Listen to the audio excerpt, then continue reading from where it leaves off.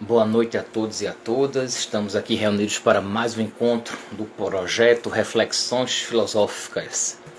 Hoje com uma psicanalista, a Michelle Cammers, que vai falar sobre narcisismo e amor. Olá, Isabel. Seja bem-vinda. Olá, Maria Helena. Boa noite. Esperar só a Michelle entrar aqui para a gente começar. Samantha, o pessoal da psicologia vai aparecer em peso hoje.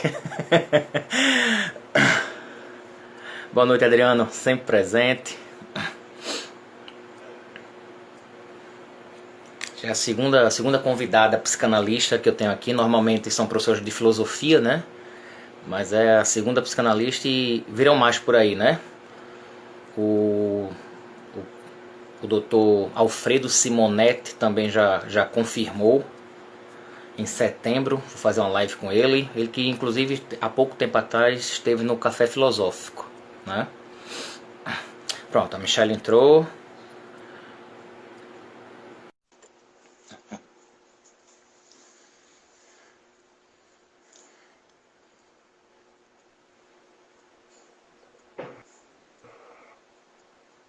Boa noite. Agora sim. Olá, Hugo. Só a porta, de repente aparece o rosto. É algum efeito especial, foi? Eu nunca me acho nas tecnologias, Hugo. Nunca. Finalmente chegamos ao momento dessa live, depois de chuvas, trovoadas. Essa live por pouco não acontece no saguão do aeroporto, mas aí a Michelle teve a viagem antecipada e finalmente deu certo, estamos aqui, né?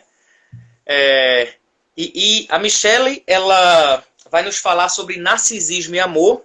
Vou fazer uma pequena apresentação acadêmica, apesar da maioria das pessoas que estarem entrando aqui, o pessoal da psicologia está em peso, né? Nunca vi tanto psicólogo, não sei o que psi, não sei o que psi, um monte de psi entrando, né?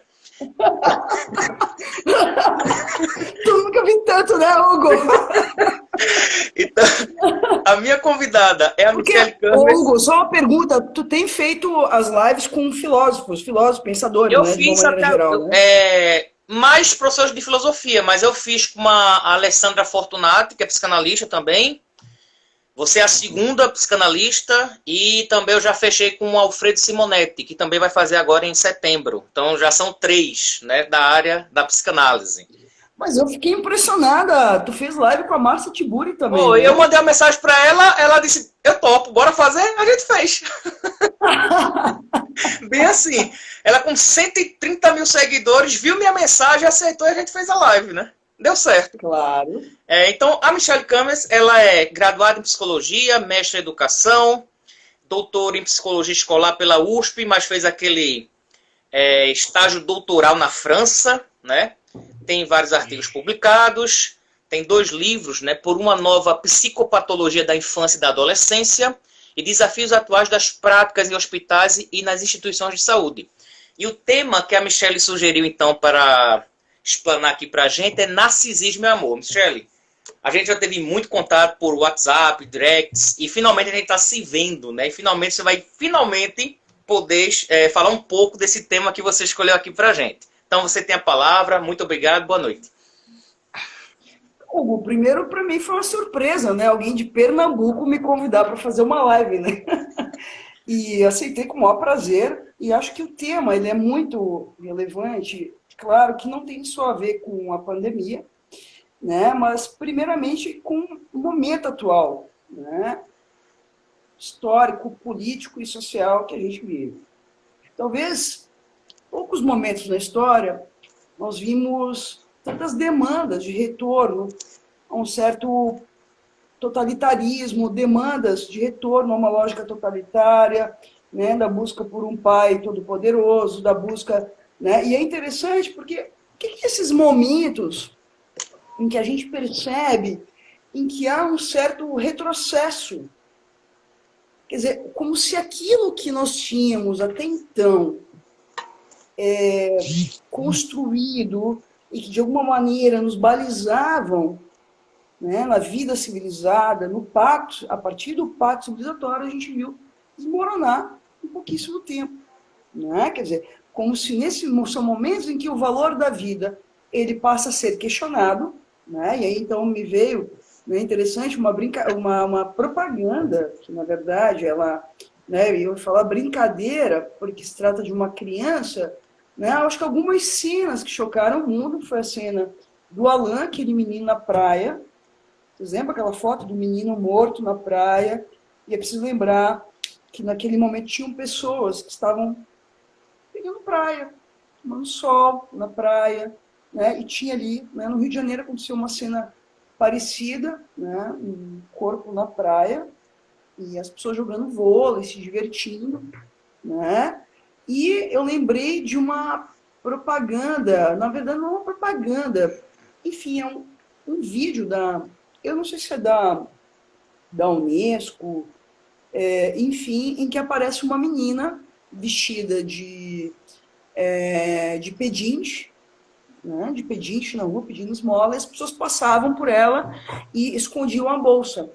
E aí eles fazem uma segunda tomada do vídeo, em que a menina vai para o restaurante, né, Isso. e toda arrumada, né, e aí as pessoas convidam ela para sentar na mesa, mas era a mesma menina.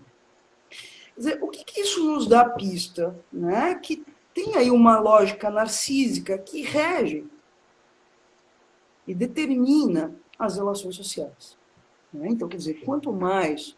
Né, é interessante porque, né, o Lajonquière tem uma expressão interessante, porque assim, né, quer dizer, né, você tem, então, a mesma criança, quer dizer, né, é interessante, né, a gente diz assim, as crianças, pelo bem das crianças, depende de qual criança. É. Se é a criança que se aproxima do narcisismo parental, né, que é o que o Sérgio Leclerc no livro Mata-se uma Criança vai falar da criança que eu não fui, né, quer dizer, né, da criança que ele chama, né, joia cintilante, a criança que sustenta para os pais a promessa de ser o adulto que não foi, que sustenta para os pais a promessa de ser a criança que não foi. Toda plena, gozante, que realiza o sonho parental, aí sim. Mas se é a criança que se afasta disso, é a criança abandonada, a criança jogada fora, é a criança que me ameaça. O que eu estou querendo dizer com isso? Né? Quer dizer, que se a gente não lança, né, uma reflexão séria e mais, se inclui nela, né, com responsabilidade, né, no sentido de se perguntar, né, então, nesse sentido, assim, eu como psicanalista, né, quer dizer, de que maneira, né, a psicanálise pode, né, vir a tratar disso de uma maneira séria e produzir uma reflexão interessante em relação a isso.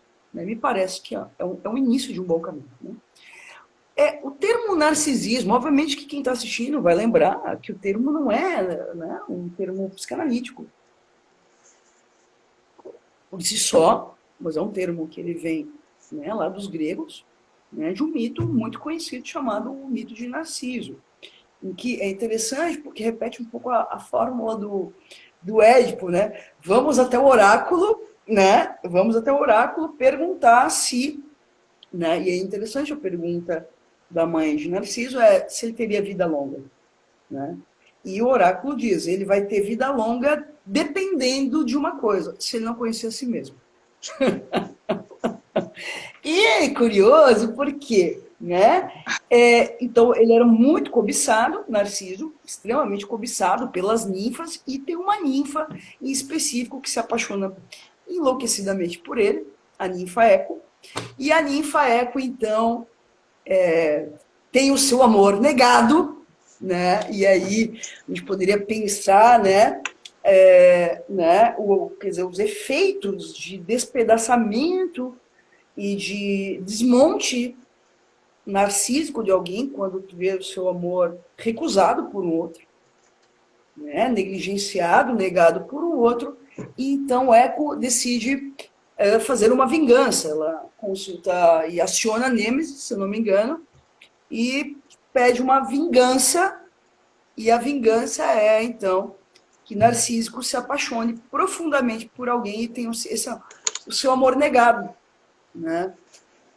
E qual é a vingança? Qual é o castigo, né?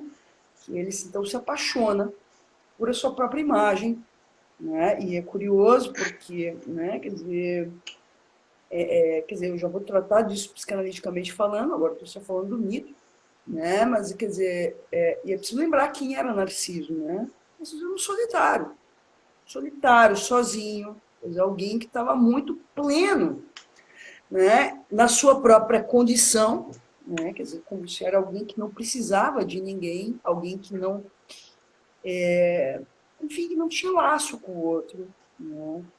O que é interessante que, quer dizer, a realização, o destino de Narciso se cumpre com a morte, onde, de fato, ele só consegue encontrar,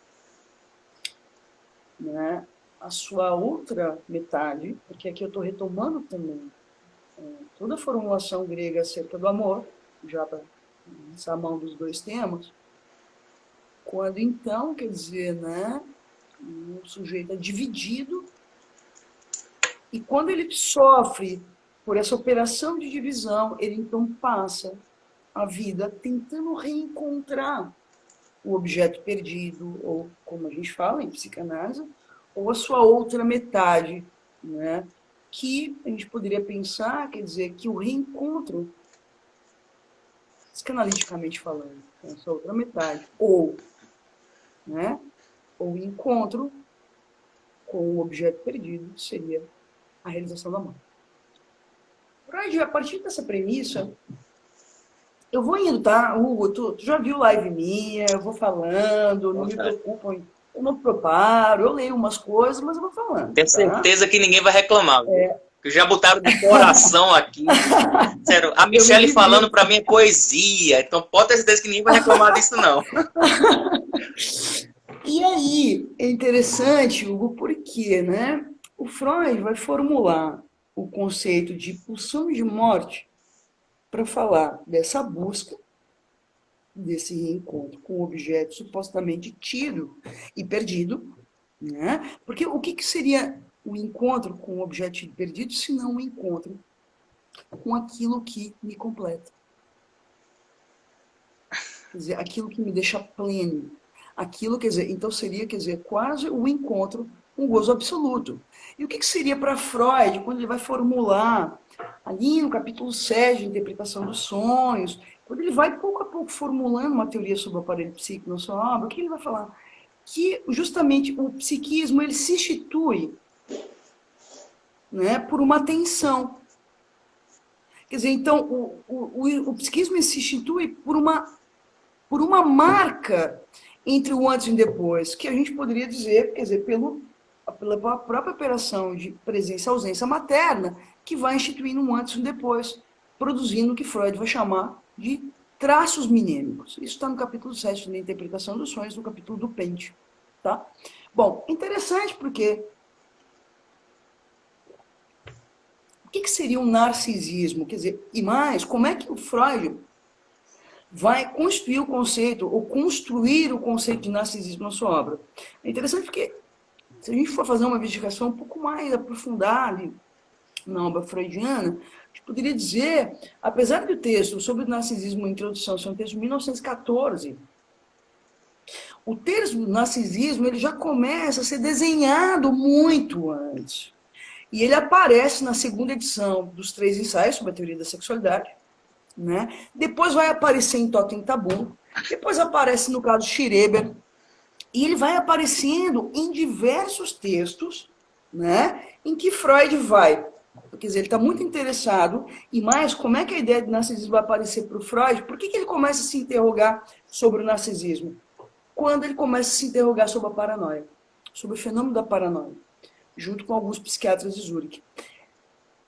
Por que isso nos interessa? Né? Porque quando a gente fala em narcisismo, a gente fala de uma operação fundamental de diferenciação é outro.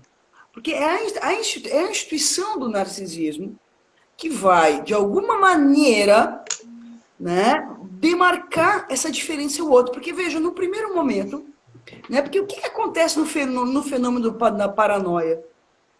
O eu e o outro estão confundidos. Quer dizer, na paranoia você tem quer dizer, é quase como se isso, eu estava lembrando, agora tomando banho e tal, eu me arrumei, eu me perfumei, E aí, eu comecei a rir sozinha, por quê? Porque eu lembrei de uma entrevista que eu fui dar para um programa de televisão, foram filmar na minha casa. E aí o pessoal do programa começou a rir de mim que eu me perfumei. Eles disseram assim, ó, não te preocupa, que não vai sair nas câmeras. Mas isso é narcisismo. Porque o que é um narcisismo? É essa, de alguma maneira, essa película que me protege da invasão do outro. Percebe? Então a gente costuma falar coisas complicadas. Assim, ele é muito narcísico. Calma, gente, calma, vamos por partes. Uma coisa de cada vez. Então, primeiro, quer dizer, de alguma maneira, o narcisismo passa, ele passa pela constituição de um sujeito. Então, como é que se funda o narcisismo? Então, vamos tentar pensar, quer dizer, então, a psicanálise parte do pressuposto que, primeiramente, não tem um sujeito, tem um bebê, que é puro organismo, que é puro corpo, mas que já tem uma imagem de si antecipada no olhar e no discurso do outro. Né? Em psicanálise lacaniana, falando do grande outro, encarnado primeiramente pela mãe, ou quem exerça, ou quem ocupe, né, essa função, né, que a gente vai nomear de função materna. Então é interessante porque antes mesmo do bebê vir ao mundo, a mãe fala com o bebê de uma maneira como se ele tivesse vida própria. Então, quer dizer, no primeiro momento, é como se essa imagem, que depois vai ser ortopédica para esse bebê, ela está antecipada no olhar e no discurso do outro. A partir do quê? Do narcisismo parental. Então, eu vou ler rapidinho a frase do Freud, lá do Introdução ao Narcisismo, que ele diz assim, ó, olha que lindo, ele diz assim, se prestarmos atenção à atitude dos pais afetuosos para com seus filhos, temos de reconhecer que ela é uma revivescência e reprodução de seu próprio narcisismo, que de há muito abandonaram. Assim, eles, os pais, se acham sob a compulsão, olha a palavra, Hugo, a compulsão de atribuir todas as perfeições ao filho. Além disso, sentem-se inclinados a suspender, em favor da criança, o funcionamento de todas as aquisições culturais que seu próprio narcisismo foi forçado a respeitar. Ou seja, quer dizer, né, nesse sentido, quer dizer, como se o narcisismo coloque em risco a civilização. A doença, a morte, a renúncia ao prazer, restrições à sua vontade própria não atingirão. As leis da natureza e da sociedade serão abrogadas em seu favor. Ela será, mais uma vez, realmente o centro e o âmago da criação. Vossa Majestade o bebê, como outrora nós mesmos imaginássemos que nós tivéssemos sido. Né? Quer dizer, é isso. Né? Então, quer dizer, de alguma maneira, os pais, então, né, vão depositar sobre essa criança a promessa e a esperança de que ela case com o advogado que a mãe não casou, né? Faça a faculdade que ela não fez, tenha a bicicleta que ela não teve. Obviamente que, quer dizer, então nesse sentido é quase como a gente já nesse primeiro momento tem aí uma questão que precisa ser colocada, quer dizer, como se o narcisismo parental ele entra de alguma maneira em confronto com a instância social, civilizatória necessária para fazer dessa criança gente. Porque, de alguma maneira, essa criança está tomada como, quer dizer, né, como objeto capaz. Né? Quer dizer, como né, aquela criança que vai realizar o sonho parental. E, nesse sentido, quer dizer, o que a gente observa na clínica? Né? Pais, né, e aí é interessante, né, que, de alguma maneira, quer dizer, não conseguem dizer não para o seu filho, porque dizer não para o seu filho implicaria necessariamente dizer não para si mesmo. Né? Então, nesse sentido, é curioso porque, né, quer dizer, então, nessa lógica, quer dizer, o que vai acontecer? Então, é como se a criança se visse sendo falada e desejada no campo do outro. Né? Interessante, porque, né, só que para isso acontecer, ela se vê sendo falada e desejada no campo do outro, tem que haver um segundo momento, porque no primeiro momento, se a gente for observar uma mãe e um bebê, né, quer dizer, a mãe diz, é, e o bebê faz, é, né? Quer dizer, é esse encontro de plenitude, de total realização, em que não há ali nenhuma diferença, nenhum mal-estar. Quer dizer, ali a gente está no campo, literalmente, de dois fazer um. Que é no momento que o Jean Berger, num livro chamado Corpo na Neurologia e na Psicanálise, vai nomear como o momento do transitivismo, em que a mãe fala pelo bebê e responde pelo bebê. Ela diz assim, ó, né? Interessante, porque ela sustenta ali, isso é fundamental. Né? Quer dizer, a gente acha que narcisismo é ruim. Né? Não, ela sustenta pelo bebê a posição desse bebê como falante, como desejante, né? E ela diz, nós vamos passear. Né? É, mamãe, eu quero passear. Quer dizer, mesmo que ele ainda não fale, ela sustenta essa imagem dele falante. É isso que Lacan vai retomar em sua obra o conceito de narcisismo trabalhando a partir do operador intitulado o estadio do espelho. E o que é o estadio do espelho, senão essa operação em que a criança se vê falada no campo do outro, né? E ela, a partir disso, né? Quer dizer, vai constituir uma instância do eu. O que é o conceito do eu para a psicanálise? Fundamentalmente para Lacan. Lacan vai dizer, o eu é um mosaico de objetos perdidos. O que é um mosaico de objetos perdidos? Um mosaico identificatório. Né? Quer dizer, então, isso está muito para além de papai e mamãe. Agora, quando eu digo assim, para a criança ver sua própria imagem refletida num espelho, quer dizer, para ela poder ver sua imagem no campo do outro, necessariamente ela não pode mais satisfazer a mãe. Né? Então é interessante porque quando a mãe então diz assim, né? Não, assim mamãe não gosta. É como se a mãe aponta por uma direção que está para além da mãe. E aí ela já começa a estar regulada pelo pacto civilizatório. Quando uma mãe diz assim, não, eu não vou mais te dar de mamar. Não chega, você vai dormir no seu quarto, o que ela está dizendo? Ei, mamãe está regulada pelo pacto civilizatório também. Mamãe está submetida a esse pacto. Portanto, quer dizer, a mãe ali coloca o bebê na posição de sujeito. Percebe? Sujeito submetido às regras, ao pacto social, que é regulador da vida civilizada. Tá claro isso?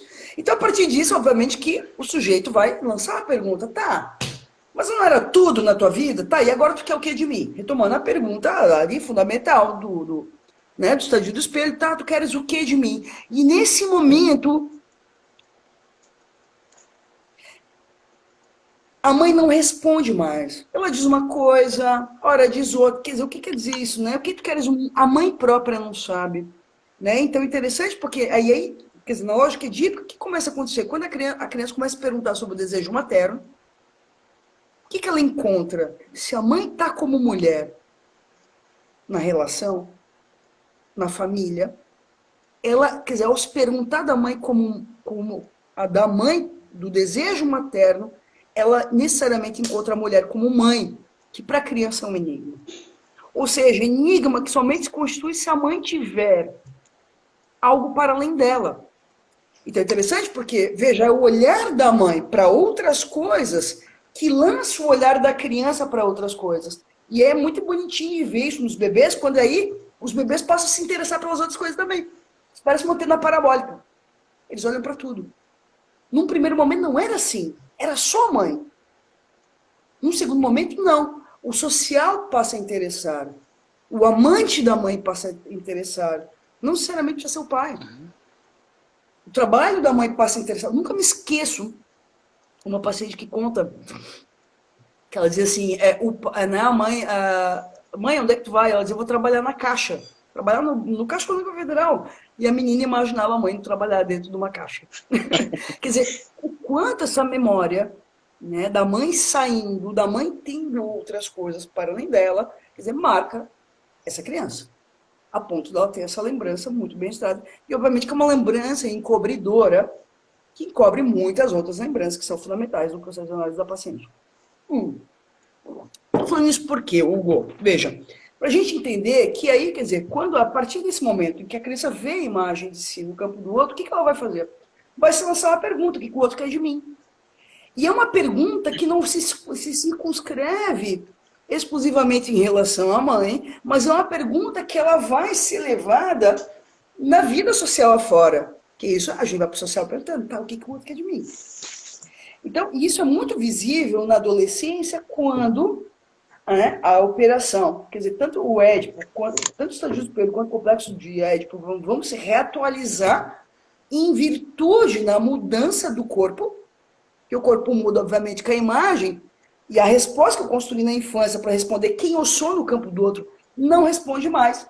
E agora volta, é como se na adolescência houvesse uma reatualização dessas operações constituintes do sujeito, e ali é um segundo momento, quer dizer, que é decisivo. Por isso que, quer dizer, as estruturas clínicas, a neurose, a psicose, a perversão, quer dizer, são estruturas, ou muitas vezes uma estrutura limite, vão se definir nesse momento de adolescência.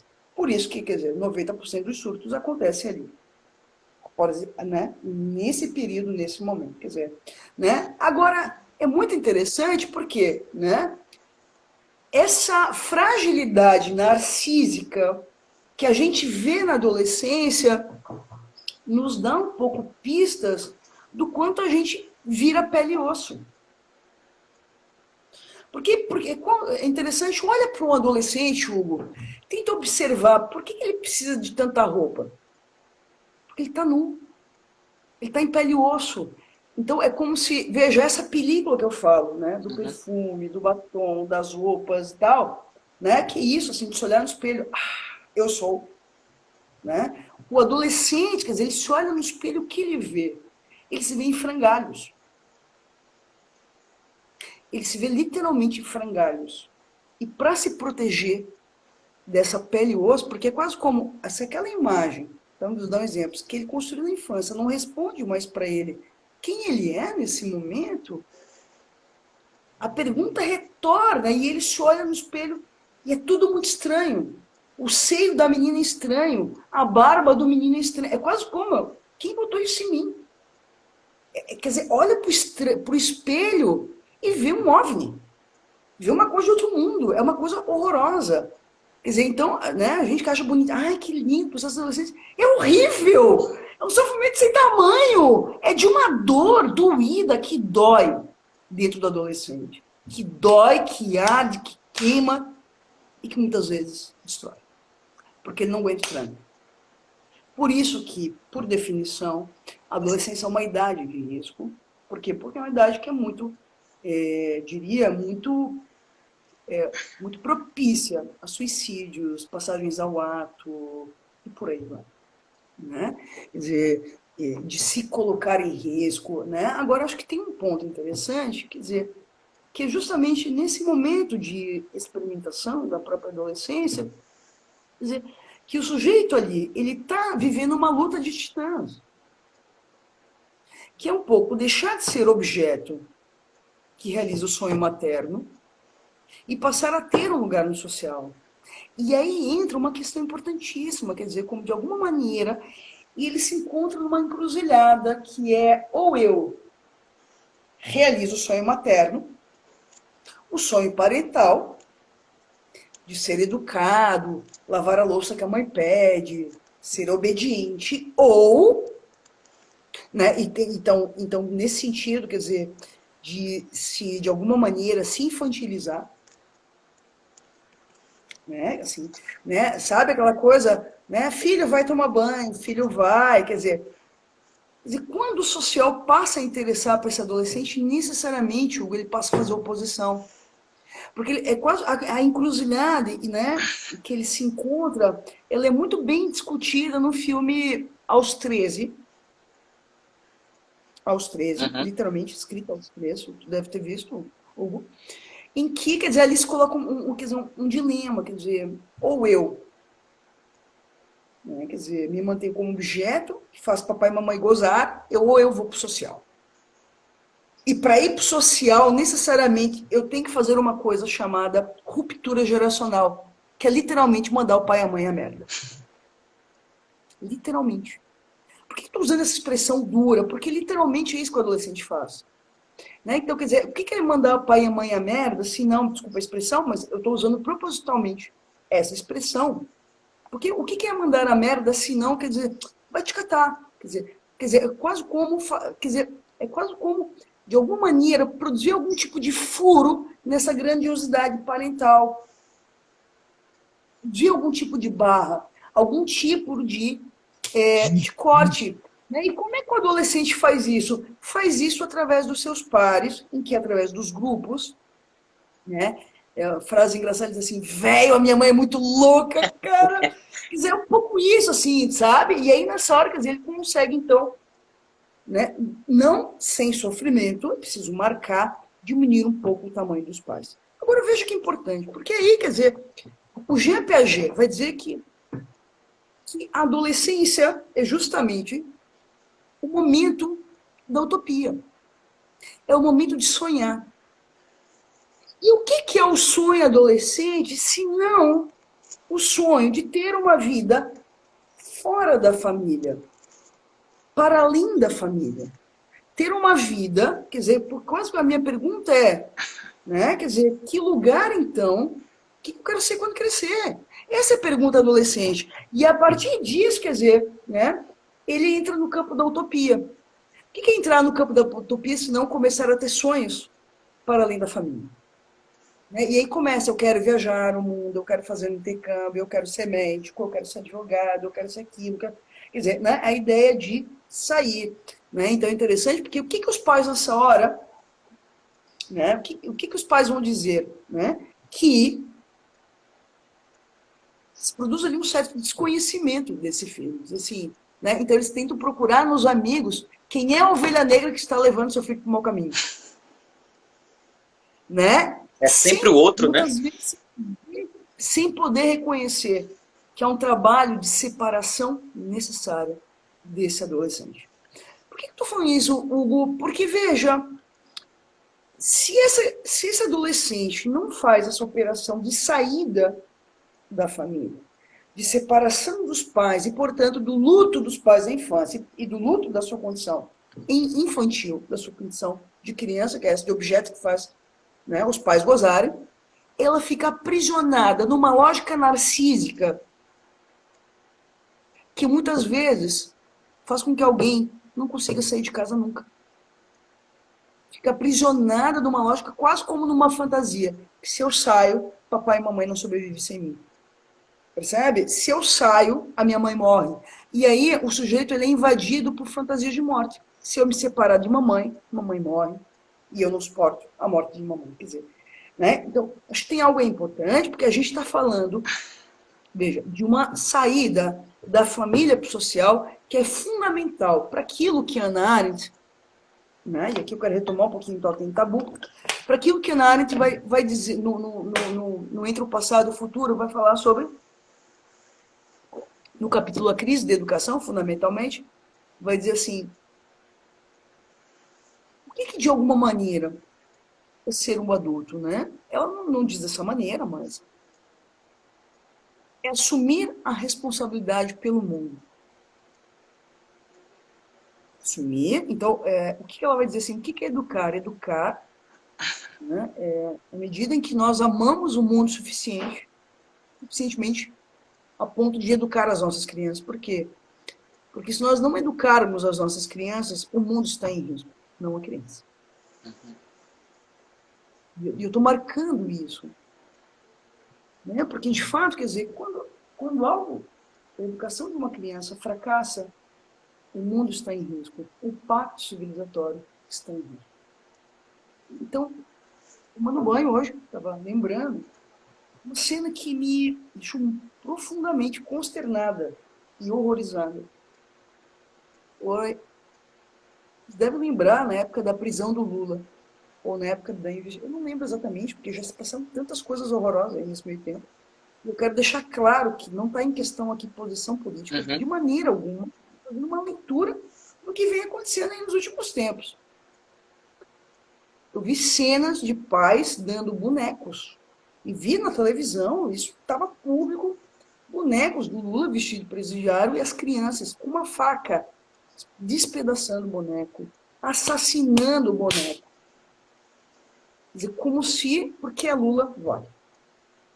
Ixi, não interessa se é Lula, se é Judas, se é Jesus. Que veja, é interessante que foi isso que foi feito com Jesus. Uhum. Vamos tentar pensar nessa metáfora, né? Quer dizer, é interessante porque aí a gente entra também num outro texto que Freud vai trabalhar, o tema do narcisismo, que é a psicologia das massas e análise do eu. Né? Então, o que quer dizer? O que eu quero dizer com isso, Hugo? Que isso aí. Né? O Freud, então, para poder falar da passagem da natureza à cultura, ele vai retomar, né, vai, né, falar, né, quer dizer, ele vai escrever ali sobre o mito da Horda Primeva, no texto do Totem Tabu, em que ele vai falar, quer dizer, de que no momento anterior à civilização nós vivíamos num estado de Horda Primeva. O que é um estado de Horda Primeva? É um estado regido pela lógica animal, instinto. É lógico. É interessante porque essa cena que a gente vê, né, interessante né, quer dizer, onde não tem nenhum... Aquele filme Senhor das Moscas, ele nos lembra um pouco disso. O livro O Senhor das Moscas, ele também lembra um pouco disso, que é um pouco isso, sim, quer dizer, é a lei do mais forte. Eu peguei primeiro, eu cheguei primeiro, é a minha vez. O que a gente vê isso nas crianças? Quer dizer, festa de aniversário. Vamos estourar balão cheio de bala, joga a bala pra cima, quanto vê. Tem criança morrendo no meio. As crianças são capazes de se matarem por uma bala. Percebe? Inclusive, a gente escuta, às vezes, de notícias. Às vezes aparecem duas crianças brigando por um cachorro filhotinho. Arrancaram a cabeça do cachorro. É isso a Horda Primeva. Quer dizer, é isso. Quer dizer, o sujeito ele completamente submetido à ordem dos instintos. Quer dizer, à ordem da pulsão. O que é a ordem da pulsão? Um outro exemplo. Usuários de crack, vamos tentar pensar. Né? Quer dizer, o sujeito, quer dizer, ele tá em carne viva. Está na rua, tem mais casa. Quer dizer, o que isso quer dizer? Que quando desaparece essas balizas mínimas que nos permitem viver civilizadamente, a gente entra no campo da barbárie. Por isso que é tão preocupante as atitudes do senhor Jair Bolsonaro. Por quê? Porque é completamente fora do campo civilizatório. É quase como eu faço o que eu quero, eu falo o que eu quero, eu penso o que eu quero, entendeu? Tem uma epidemia, mas um monte sem máscara. O que é isso? De novo, estou fazendo uma leitura, não estou entrando em posições políticas aqui. Mas é quase como quando a gente entra numa lógica de que eu faço o que eu quero, ninguém tem nada a ver com isso. Assim, desse nível, eu estou no campo da barbárie. Porque foda-se o outro, foda-se a vida civilizada, foda-se o pacto civilizatório, foda-se a história, foda-se a vida. Eu estou em primeiro lugar. E aí a gente entra no campo do narcisismo, que justamente está no campo da pulsão de morte. Por quê? Porque na medida em que o narcisismo de um coloca em risco, quer dizer, aqui os reguladores mínimos da vida civilizada, quem está em risco é a civilização e o sujeito. Percebe? Agora é muito interessante, quer dizer, por que, de alguma maneira, né, o sujeito... Quer dizer, porque eu acho que tem uma pergunta aí, que assim, por que de tempos em tempos a gente, de alguma maneira, recorre a demandas totalitárias? Por exemplo, o que aconteceu, né, no nazismo na Alemanha. Quem teve a oportunidade de conhecer um campo de concentração, né, vai ter a dimensão mínima do horror que foi feito na Alemanha nazista. Eu tive a oportunidade, não sei se já, mas de visitar um campo de concentração e entrar nas câmaras de gás e ver ali onde que os corpos eram incinerados e vários museus na Alemanha mostrando, né, a propaganda nazista justificando, quer dizer, que era preciso justamente eliminar os judeus, os homossexuais, os negros, os deficientes físicos, para quê? E aí é impressionante, porque é isso que Freud fala. Porque aí nós seremos plenos e felizes. Percebe que é um reencontro com o objeto? É a promessa de reencontro com objetos supostamente perdidos. Então, qual é a promessa que tem em jogo aí? Olha, você não está gozando plenamente, a economia não está boa, porque tem essa gentezinha aí, que é diferente de você, que não é teu espelho, que tem que ser eliminada. Porque se a gente eliminar isso, essas pessoas, a vida vai ser completa. Certo? Bom, o que a gente assistiu na Alemanha? Né? Quer dizer, que no primeiro momento os próprios judeus foram capturados por essa lógica e ajudaram. É quase aquele conto do Machado de Assis, pai contra mãe, que quem gosta das minhas indicações, recomendo muito assistir um filme com o Lázaro Ramos chamado Quanto Vale ou é por Quilo? Né, que retoma o conto Pai contra Mãe, do Machado de Assis, em que um capitão do mato, tão negro quanto os outros negros, né, vai capturar uma escrava que fugiu porque estava grávida. Né, e ele faz isso para sustentar o seu filho, aprendendo a mãe de uma criança. Por isso que o conto do Machado de Assis se chama Pai contra Mãe. Né? Então, quer dizer, o que eu estou falando com isso, Hugo? Que, quer dizer, de alguma maneira, né? Quer dizer, né? O narcisismo, ao mesmo tempo que ele é... Quanto tempo eu tenho ainda, Hugo? 19 minutos. 19 minutos, tá. De alguma maneira, né? O que a gente vê ali no, né, dentro dessa lógica, né, do narcisismo? Quer dizer, o narcisismo, quer dizer, ele é fundamental, né? Então, por exemplo, né, quando o sujeito se perguntar o que o outro quer de mim, é ali que ele vai construir, ou que vai formular, que vai responder, né? É a partir dessa pergunta que ele vai responder sobre o seu lugar. Então, em psicanálise, a gente vai chamar isso de fantasma. O que é o fantasma? Né? O fantasma é essa resposta que o sujeito vai construir sobre a pergunta: o que o outro quer de mim? E a partir disso, então, ele vai tentar responder a partir do quê? A partir do encontro com vários outros, certo? Por isso que o Lacan vai falar do eu como um mosaico de objetos perdidos, certo? Agora é interessante porque, né, o que a gente observa hoje? Né? Que cada vez mais a família, por estar movida por uma lógica extremamente incestuosa, em que, o que é uma lógica incestuosa? É assim, ó, né? Vamos supor, a gente é casado, aí tu diz assim, amor, eu vou no cinema. Ah, não, tu não vai sem mim. A lógica incestuosa é assim, você não pode ter uma vida sem mim. E eu não posso ter uma vida sem você. Então, na verdade, o que vai acontecendo aí? Vai se promovendo justamente a lógica amorosa de dois fazer um. E chega um momento que fazem... E é interessante, alguns casais, a gente observa que fazem um mesmo. Tu olha para as criaturas, viraram irmãos gêmeos. Falam igual, se movimentam igual, se comunicam igual, percebe? Tudo igual. Parece que são a mesma pessoa. Quase. E é interessante que, às vezes, entre casais homossexuais, parece que viram literalmente duplo. Viram duas pessoas iguais. Mesma roupa, mesma, sabe? É interessante, é muito curioso observar o quanto isso acontece nas relações amorosas. Quer dizer, relações amorosas que, por funcionarem dentro de uma lógica estritamente narcísica, né? Então né, já situando uma outra questão, que o narcisismo em si não é bom nem mal. O narcisismo em si é o lugar em que ele é colocado que vai determinar a direção que ele vai. Ou seja, se é um narcisismo que conduz à vida ou se é um narcisismo que conduz à morte. Então, quer dizer, todo narcisismo em que ele é aprisionante, em que ele é paralisante, em que ele busca justamente essa lógica de, quer dizer, de eliminação da diferença, de eliminação da tensão, de eliminação do conflito, de eliminação do mal-estar, a gente está no campo mortífero. Que é o quê? Que é no campo da pulsão de morte.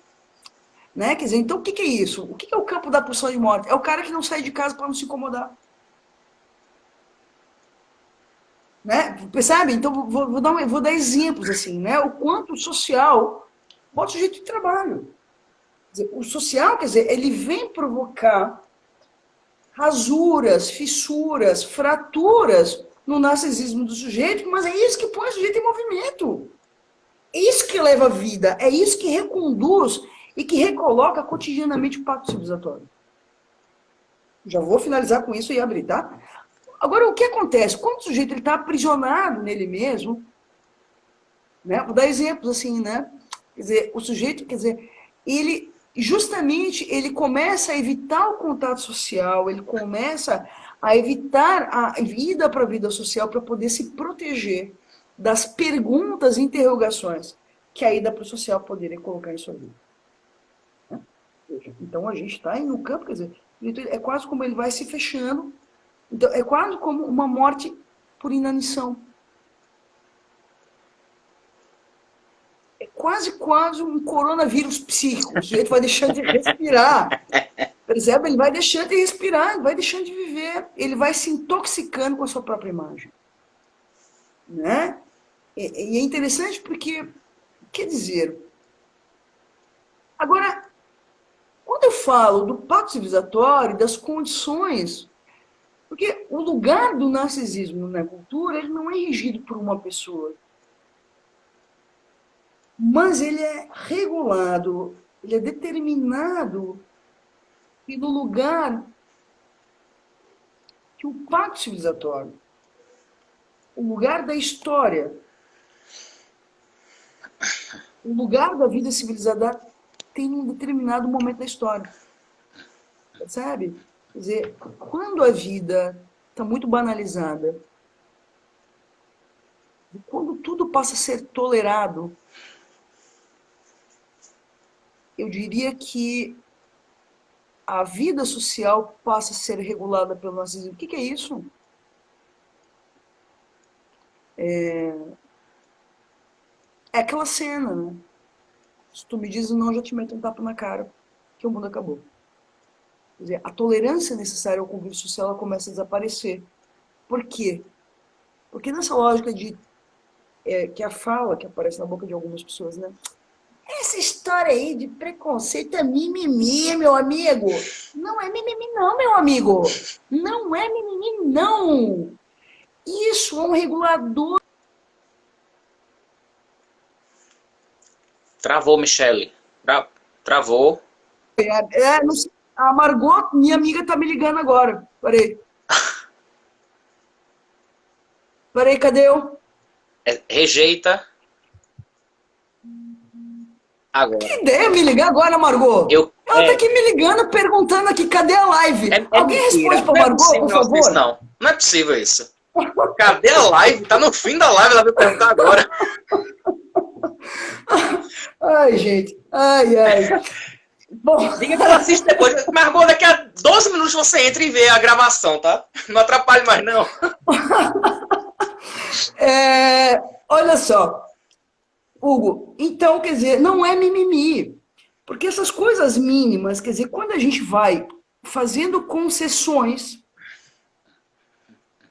a esses reguladores mínimos, a gente vai justamente minando esse mínimo que sustenta a vida em sociedade. Faz sentido isso? Então, é quase como o eu passa a ser mais importante que o nós. E quando o eu, narcisicamente, passa a ser mais importante que o nós, a gente já não está mais no campo da película que protege o sujeito quando ele vai para o social.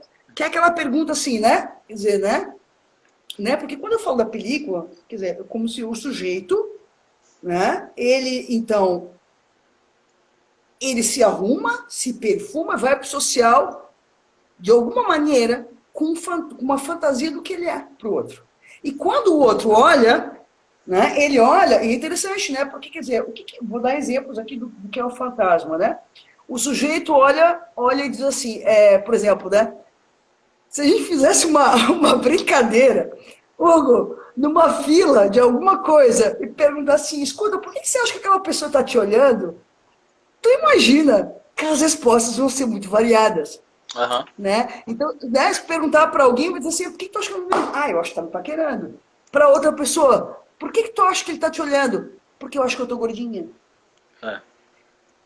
para outro, por que tu acha que ele está te olhando? Quer dizer, então, o que eu estou dizendo com isso? Ah, porque eu saí mal arrumado hoje. Quer dizer, que a resposta é da ordem do fantasma. Então, nesse sentido, quer dizer, a gente não tem relação social, tem relação fantasmática. Tá claro isso, Hugo? Todas as relações são fantasmáticas. Por quê? Porque é o fantasma que vai mediar a relação entre as pessoas, correto? Agora é interessante porque, quer dizer, né? Então, isso é o narcisismo, que é essa película que permite o sujeito social e ter, de alguma maneira, uma hipótese sobre o porquê que o outro olha para ele, por que o outro fala com ele, por que o outro não olha ou por que o outro não fala. E é isso que vai fazer, quer dizer, que vai produzir sofrimento ou não, mas a ida social sempre provoca algum tipo de interrogação e sempre provoca alguma pergunta que, Hugo, olha para mim, que é o que vai mobilizar, justamente o sujeito produzir algum tipo de abertura na sua vida. Vou dar um exemplo, tá? Vou dar um exemplo disso. Quando eu tinha 9 anos, é um exemplo que para mim é muito caro, eu gosto muito porque ele me marcou profundamente. Veja, quando é que a gente, quer dizer, começa a virar gente? Quando a gente vai brincar na casa do vizinho. Literalmente. Quando a gente começa a brincar na rua, quando a gente começa a ir pro social. E eu lembro que, quer dizer, quando a gente começa a frequentar, eu tinha 9 anos, comecei a frequentar a casa dos vizinhos, brincar na casa dos vizinhos e tal. E aí, veja, eu sou filha de comerciantes, e a casa de comerciante é uma casa bagunçada, não tem muito horário para as coisas. Tem, mas é que aquele se vira nos 30, cada um se vira. O saco de pão tá na mesa, vai lá e come. Te vira, né? E eu vou brincar na casa de uma amiguinha, que estudava na minha sala de escola, e tinha uma mesa colocada, linda, um pires, xícara e não sei o que, As pessoas que estão assistindo já devem conhecer esse exemplo, porque às vezes eu conto em vários lugares. E aí eu escuto, e tá tocando João Gilberto. Tocava João Gilberto, e eu saí de lá dizendo assim, cara, eu quero ser assim quando eu crescer. Literalmente. E aí eu vou em casa, pego uma fita cassete, vou lá, bato na porta, e digo assim, tio, grava uma fita de João Gilberto para mim. E aí todos os dias, quando meu pai ia almoçar no horário do meio-dia, eu almoçava correndo, ia pro carro do meu pai, botava João Gilberto e ficava sentado escutando João Gilberto, porque escutando João Gilberto, eu me sentia mais parecida com eles. Olha que lindo isso. Veja, na minha família não é uma família de intelectuais. Na minha família nuclear, eu sou um que tem curso superior. Meus pais não tiveram, são daquela época que estudaram até quarta, sexta série. Os meus irmãos não concluíram a graduação. Mas, bom, isso não teve a ver com o que eu tive dentro de casa. Teve a ver com o que eu encontrei fora. O que eu quero dizer com isso? Que a saída da casa, ela promove o encontro com ideais que, antes de ser ideais de família, são ideais sociais. São ideais sociais e que, de alguma maneira, são ideais que servem, de alguma maneira, como um horizonte utópico que nos guia em busca de um mundo melhor. Por quê? Porque, veja, de maneira alguma, o pacto civilizatório está garantido. De maneira alguma. Quer dizer, é quase como se a cada um, todos os dias, quando acordar, precisasse renovar esse pacto civilizatório, porque senão, de um dia para o outro, a gente pode entrar num estágio de barbárie. Então, para finalizar, e aí eu abro para ti, o que seria então? Quer dizer, né? Então, quer dizer, o narcisismo por si só não é bom nem ruim, e muito menos o amor. Né? Porque, veja, de alguma maneira o que eu estou apontando é que é justamente a saída da lógica narcisa que promove o encontro com o amor. Porque, veja, o amor dentro da família não é amor, é incesto. A realização amorosa dentro da família é impossível, porque seria a realização do incesto. Né? Então, o que você tem é a tentativa da criança em tentar realizar o sonho parental, certo? Então, mas, quer dizer, então, o que seria, né? Quer dizer, então, nesse sentido, quer dizer, o que seria o encontro com o amor, se não um encontro com o outro em que é possível? Né? Quer dizer, que é possível e que é autorizado, né? Quer dizer, ter um outro laço que não um laço familiar. Ou seja, né? Quer dizer, o que a gente, né, poderia pensar? De alguma maneira, e aí eu gosto muito do Lévi-Strauss quando diz assim, né? E tem um livro do Philippe Julian, que diz assim, o título do livro, você tem que ler, Hugo, abandonarás teu pai e tua mãe. Ele diz assim, para que a sociedade exista, é necessário que cada um possa romper com a sua família de origem e fundar uma nova família. Tá bom? É isso. Bom,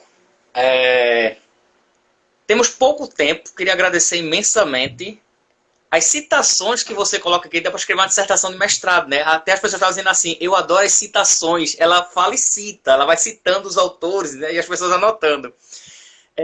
Acho que não dá tempo de fazer... Só eu separei 12 perguntas, né? Não vai dar para fazer, claro que não.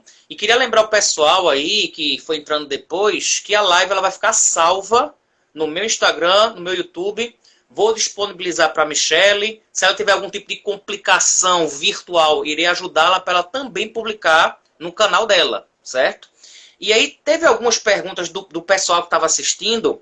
E tem uma pergunta aqui da Priscila Psi Freitas. Como eu estava falando para você, tem muito psi aqui. E ela colocou assim, quando realizamos um desejo, a gente só tem aí 4 minutinhos, tá? Não sei se vai dar para responder. Quando realizamos um desejo, é uma pequena morte? Não, aí que tá, né? Quer dizer, veja, o desejo, para se manter vivo, ele não pode ser satisfeito. Uhum. Né? Então, quer dizer, né? Porque assim mesmo, eu vou dar um exemplo, tá? Eu né? Quero porque quero morar na França, que você vai morar na França, o que você vai dizer?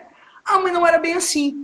Quer dizer, que é um pouco o que né? Quer dizer, eu quero porque quero ter um filho. E aí quando o filho vem e rompe na realidade, quer dizer, de alguma maneira já se promove uma queda, uma ruptura com o sonho parental, percebe? Uhum. Então, quer dizer, esse encontro entre o que está na ordem da fantasia e o que está na ordem da realidade, ele é da ordem do impossível.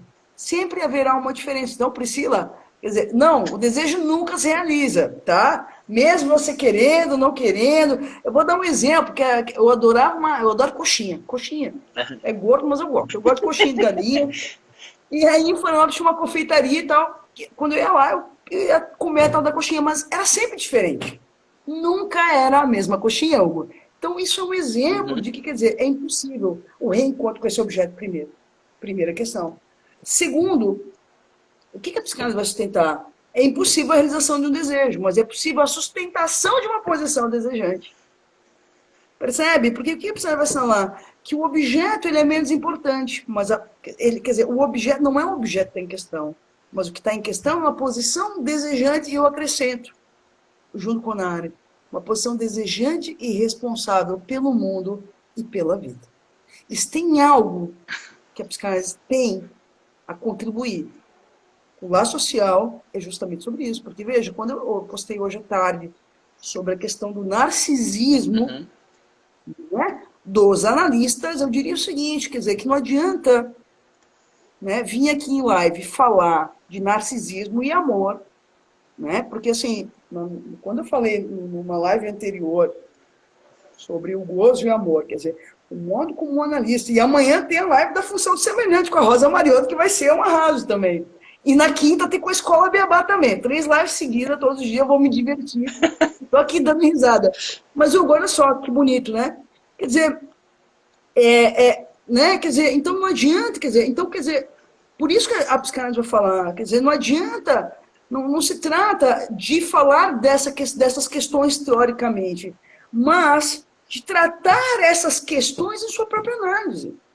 Percebe? Porque, veja, o modo como eu também respondo ao outro, né? Porque, assim, muitas vezes a gente vai numa instituição psicanalítica, o que a gente vê? É um bando de narciso.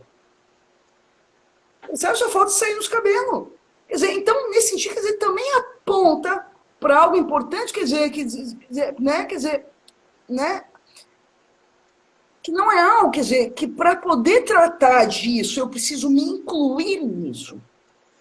Porque senão são palavras do vento. Isso. Senão são palavras do vento. Temos ainda tempo?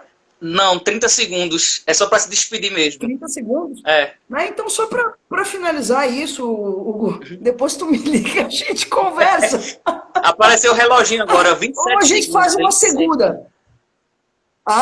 O Instagram aparece o relógio e encerra, tá 20 segundos agora. Ele faz uma contagem regressiva e encerra.